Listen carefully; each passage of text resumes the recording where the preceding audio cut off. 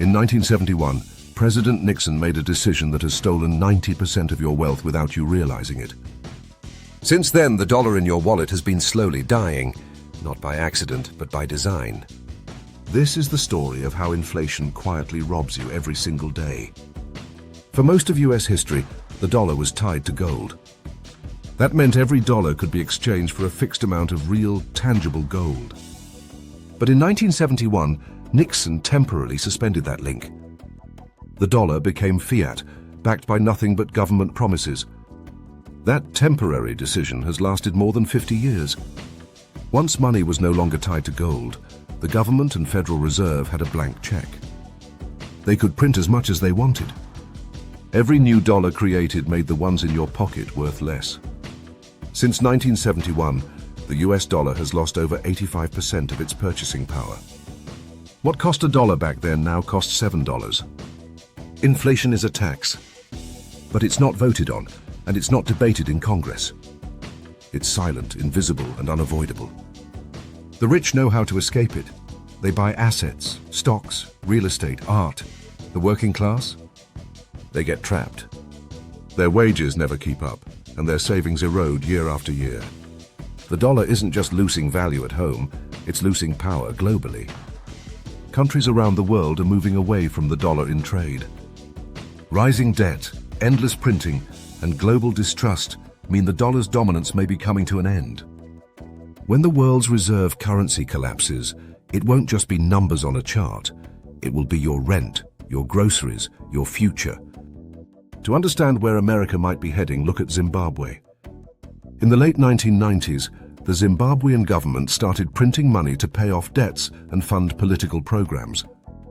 At first, people barely noticed, but once the cycle started, prices began doubling, then tripling. By mid-2000s, inflation was out of control. In 2008, Zimbabwe's inflation rate hit 79 billion%. Let me repeat that, 79 billion%. The government printed notes in the trillions. You could walk in the store with a stack of trillion-dollar bills and still not afford a loaf of bread. Money lost all meaning. People were carrying wheelbarrows of cash to buy groceries. Families turned to barter, trading goods directly because the currency was worthless. Eventually, Zimbabwe abandoned its own dollar completely. People survived by using US dollars, South African rand, or in some cases, early Bitcoin. The lesson? Once trust in a currency is gone, it never comes back.